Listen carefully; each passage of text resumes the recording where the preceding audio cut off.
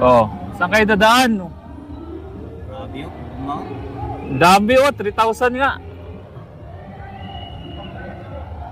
So, ano oras? Ano oras na dumating? Anong oras siya? Yung check. Ano oras? Oh, 3:49. Oh, ayan. Same lang yapon tong nagi ba? 3... Oh, ganun, mga 3:50. 50.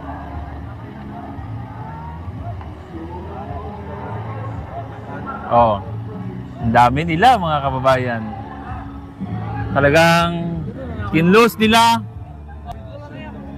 Kinlose nila yung buong No? Davao City. Yan na yung 3,000. Eh! Daan palagi ko kasabwat o nilang ban. SW dito? Ha? Kaya ano ka na? Sa Lang bilang ban. wing. Kanana. SW dito? Namo ko sa pikas ko. Ang saka mo ko dream mo dream pikas saka ka na diya na mo na dito. Napili ako sa mga yan. Ha? Live na. Sakay-sakay ng ban. Kanang isa Oh. sa grupo dream sa pikas yun diri na target. Pikas. Lapos na sa pikas na lapos na isa ka plano ana. Ano yung So, ayan. Live na live po tayo ha. Lapos to. Lapos to siya. So ayan, like and share po. Ha?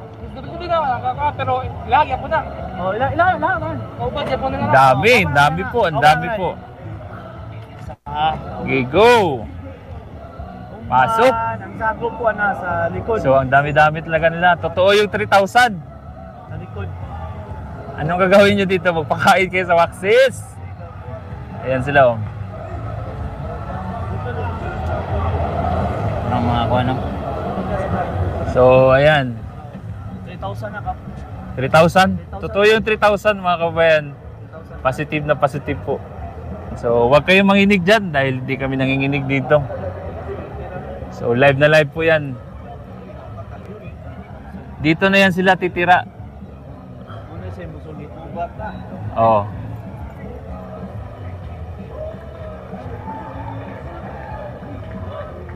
Ayun, katong truck. Dami! Hindi, katong napalit truck mo kaya na busog katong ilang mo. Kasi ang ating kapag. Likod, likod. Ayun. Grabe sila oh. Tingnan niyo po mga kababayan, grabe may formation talaga. Oy, ayusin nyo. Nag-practice ba kayo? Grabe to. Wala mang ilabot. Ayan. Naman dia. Kanang Oh. isa grupo sa Pikas Gate na. Isa ka gate na, isa. Mulisyon na isa. Sa kabilang gate. Ito ang entrada natin. Grabe, di ko mahurot oh. Gawas.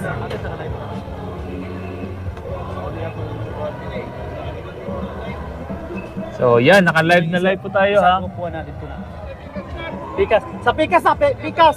Sa Pikas, Pikas. Sa Pikas na isa grupo. Oh, padaw na. Kanang isa ka grupo. Buritso sa Pikas. Kasalukuyan niyo pong nakikita mga kababayan ang talagang tumpak yung mga impormasyon na ating nakukuha na libo-libo pong mga pulis.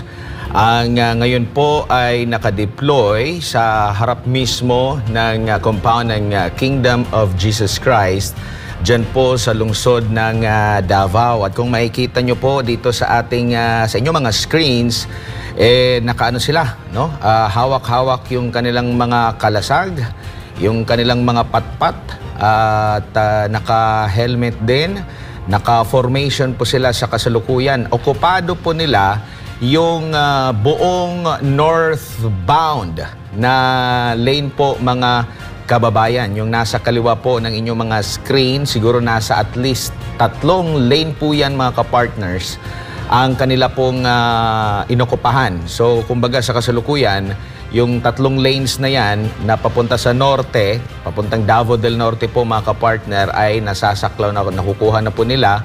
So wala na pong mga sasakyan ang makakadaan dyan ngayon sa kasalukuyan. So yan pong nakikita ninyo ay live feed mga kapartners dyan po sa tapat ng Kingdom of Jesus Christ Religious Compound sa lungsod po ng Davao sa kasalukuyan. No?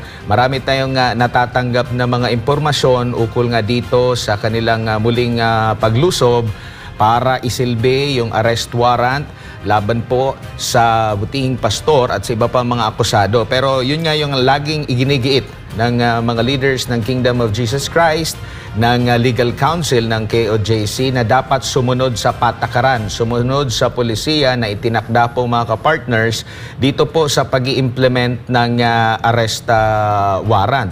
Pero ang lubos na ipinagtataka natin, anong tawag dito? Hindi ba ito overpower, overkill na bilang sa pag-i-implement para doon sa